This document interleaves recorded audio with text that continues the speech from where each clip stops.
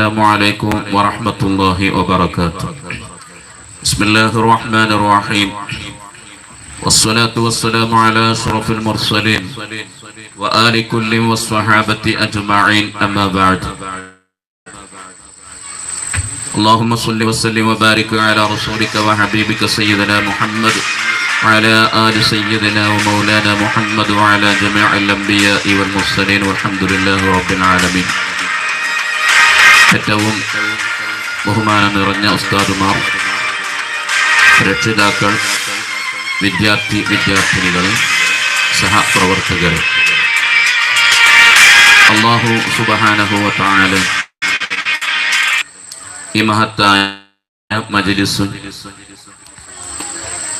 നമ്മുടെ ഇരുപര വിജയത്തിന് നിമിത്തമായി നമ്മിൽ നിന്ന് ഖബൂൽ ചെയ്യുമാറാവട്ടെ. മുത്തുനബി സല്ലല്ലാഹു അലൈഹി വസല്ലമ തങ്ങളോടുള്ള സ്നേഹത്തിന്റെ ഭാഗമായി മഹത്തായ ഈ മജ്ലിസിൽ ഒരുമിച്ച് കൂടിയ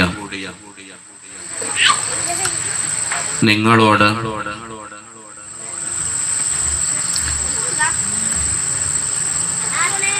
നേരത്തെ ഓർമ്മപ്പെടുത്തിയതുപോലെ പല കാര്യങ്ങളും പങ്കുവെക്കാനുണ്ട്. പക്ഷേ സമയം ശരിയല്ല എന്ന് എനിക്ക് ഉത്തമ ബോധ്യമുണ്ട്, അതിനേക്കാൾ നിങ്ങൾക്കുണ്ടാവും. അതുകൊണ്ട് തന്നെ അധ്യക്ഷ പ്രസംഗം നീട്ടിക്കൊണ്ടുപോകുന്നില്ല. എന്നാലും മുത്തുനബിയുടെ മജ്ലിസ് ആയതുകൊണ്ട് കഴിഞ്ഞ വർഷം നമ്മളോടുണ്ടായിരുന്ന ഒരുപാട് ആളുകൾ ഇന്ന് പള്ളിക്കാട്ടിലാണ്.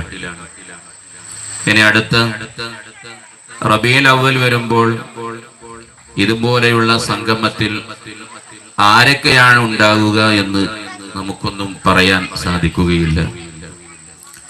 കിട്ടുന്ന മജ്ലിസ് അത് ഉപയോഗപ്പെടുത്തുക. അല്ലാഹു തആല നല്ലത് ചിന്തിക്കുവാനും നല്ലത് പ്രവർത്തിക്കുവാനും നല്ലതിനോട് സഹകരിക്കുവാനും നമുക്കൊക്കെ തൗഫീഖ് നൽകി അനുഗ്രഹിക്കുമാറാവട്ടെ. ആമീൻ. പ്രിയപ്പെട്ട രക്ഷിതാക്കളെ, അല്ലാഹുവിനെ സംബന്ധിച്ചുകൊണ്ട്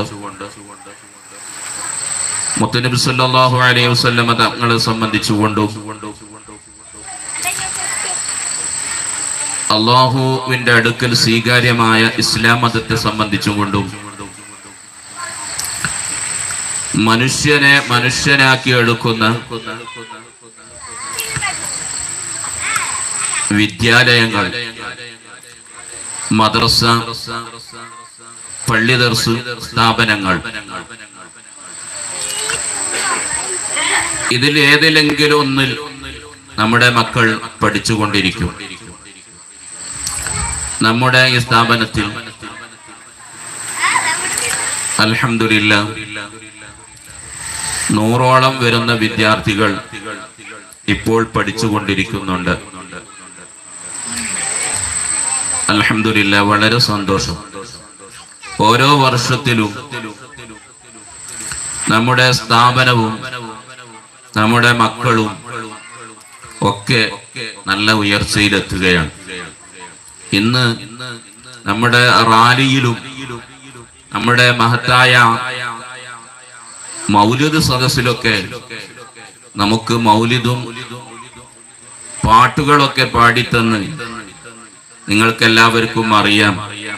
നമ്മുടെ ഈ സ്ഥാപനത്തിൽ പഠിച്ച് ഇപ്പോൾ ഉപരിപഠനത്തിനായി ദർസുകളിലേക്കും ഒക്കെ പോയ നമ്മുടെ മക്കളാണ്.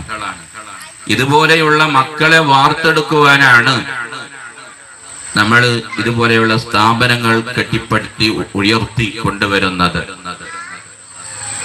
ഈ സ്ഥാപനം, ഏത് സ്ഥാപനം എടുത്തു നോക്കുകയാണെങ്കിലും അത് മുന്നോട്ട് നയിക്കണമെങ്കിൽ ഉസ്താദുമാർ വിചാരിച്ചത് കൊണ്ട് മാത്രമായില്ല, കമ്മിറ്റിക്കാര് വിചാരിച്ചത് കൊണ്ട് മാത്രമായില്ല,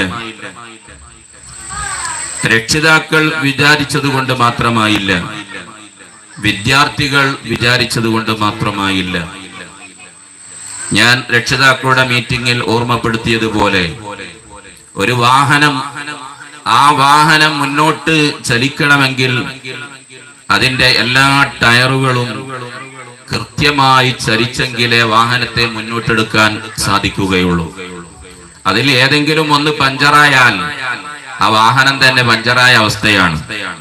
എന്നതുപോലെയാണ് മതസ്ഥാപനങ്ങൾ.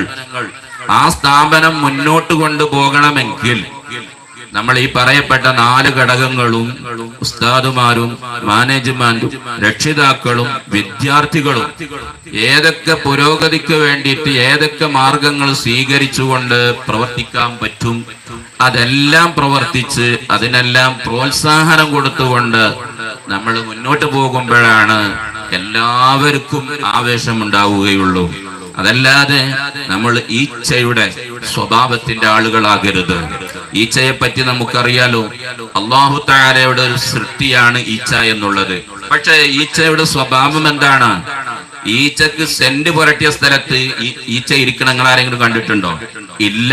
നേരെ മറിച്ച വല്ല നജസും ഉണ്ടെങ്കിൽ അവിടെ ഈച്ച സജീവമായിട്ടുണ്ടാവും. ആ ഈച്ചയുടെ സ്വഭാവം നമുക്കുണ്ടാകാൻ പാടില്ല. നമ്മുടെ മക്കൾ ഉയർന്നു വരണമെങ്കിൽ നമ്മൾ എന്തെങ്കിലും ചെറിയൊരു വിഷയങ്ങൾ കേൾക്കുമ്പോ അതിന്റെ പിന്നാലെ പോയിട്ട് നമ്മുടെ ആഖിബത്ത് വരെ നഷ്ടപ്പെടുന്ന അവസ്ഥയിൽ നമ്മൾ എത്തിയാൽ ഒരിക്കലും നമ്മുടെ മക്കൾ വിജയിക്കുമെന്ന് നിങ്ങൾ ആരും വിചാരിക്കണ്ട. അതുകൊണ്ട് തന്നെ നമ്മുടെ മക്കൾ ഉയർച്ചയിലെത്തണമെങ്കിൽ എല്ലാവരും നല്ല മനസ്സോടുകൂടെ പ്രവർത്തിച്ചെങ്കിൽ മാത്രമേ നമുക്ക് മുന്നോട്ട് പോകുവാനും നിങ്ങളുടെ മക്കൾ ഉയർച്ചയിലെത്തുകയും സാധിക്കുകയുള്ളൂ എന്ന് മാത്രം ഞാൻ ഓർമ്മപ്പെടുത്തിക്കൊണ്ട് ഇൻഷാ അല്ലാഹ് ഇനി വല്ല അവസരവും കിട്ടുകയാണെങ്കിൽ നമുക്കത് ഉപയോഗപ്പെടുത്താം. അല്ലാഹു തആല അനുഗ്രഹിക്കുമാറാവട്ടെ എന്ന് മാത്രം പറഞ്ഞുകൊണ്ട് ഞാൻ എൻ്റെ വാക്കുകൾക്ക് വിരാമം കുറിക്കുന്നു.